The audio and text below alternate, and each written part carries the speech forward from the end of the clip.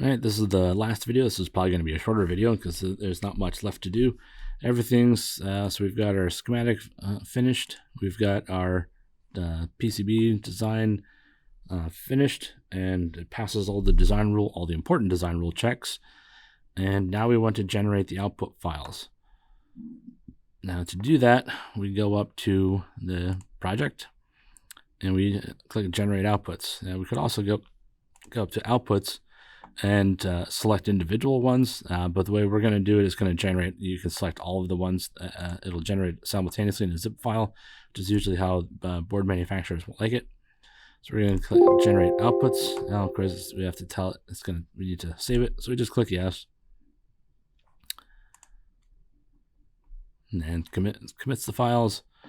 All right, so these are all the things that it can generate. The only ones that are required for manufacturer are the Gerber files and the NC drill files. So the Gerber files are all the where the traces go, where everything is, where the outline layers and all that kind of stuff. So we always want to make sure we configure it as well. So just clicking that doesn't do anything, at least not yet.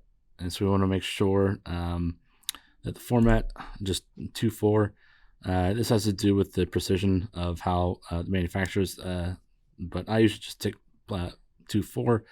Whatever you do in the Gerber files, you have to make sure it's in the NC drill files. And so you go up to layers. So these are all the various layers that you can have generated. So the only thing that we need are the outline layer. We don't necessarily need the top overlay. That's the silkscreen layer, but we want that manufactured. So the circuit will function, but you won't know which one's C1 or any of that. So what I usually just like to go down to the outline, and I just click all of the ones straight up. And click OK. So we don't need any of the drill drawings. I've made a lot of PCBs. I've never gotten into any of this. If you're doing so, if you're just making a couple of boards here and there, you probably won't need to get into that. So just click OK. And we also need to configure the NC drill files. And again, whatever, also one thing to keep in mind is whatever you made your board in. So up here, I made this in standard. So this is mils.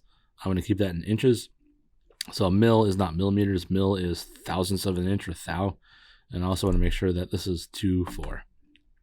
Whatever I set it with the Gerber files has to be the same. And you can, if you want, especially if you're designing this into like an enclosure or some kind of project, it's always nice to capture the step file. So this is going to be the 3D model. All right, and then we click generate, and it's going to ask us where it wants us to save it. All right, and as soon as you find your location, you have your name. I'm going to change this to version 1 and click save. And again, there's no fanfare about it being done. It's done. You can obviously open up the file and find it. All right, this isn't an endorsement by any stretch of the imagination, but I tend to use JLC PCB. There's a bunch of other manufacturers. They tend to be pretty decent quality, certainly for just a couple of bucks for several boards. It's a price that's hard to beat. I live in North America, and this company is in China. And most of the time I get my from, let's see, whatever today is, there's a good chance I'll get it the same day next week. I'll get the orders within a week. And it's really, the price and the speed and the quality is really hard to beat. So to upload the zip files, just click on that and click the add Gerber file, right, and then navigate towards where you put the zip file, select it, click open.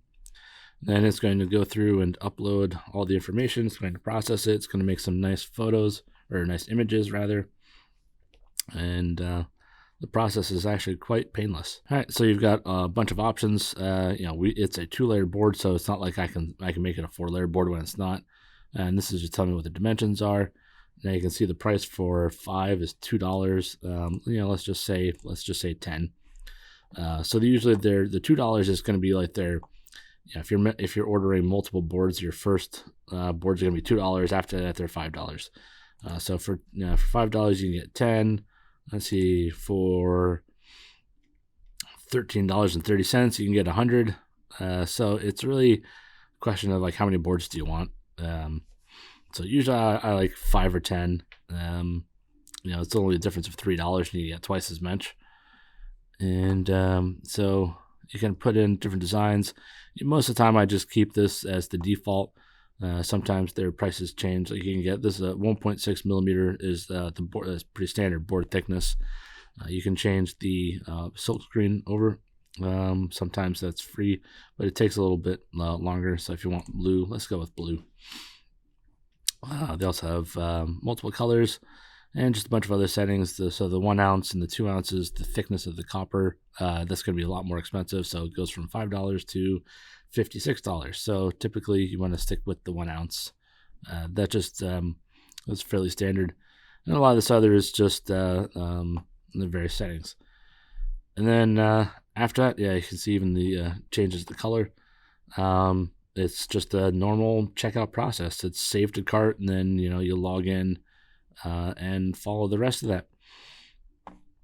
And they ship usually, at least in the North America, they ship DHL, and you'll get it within a week.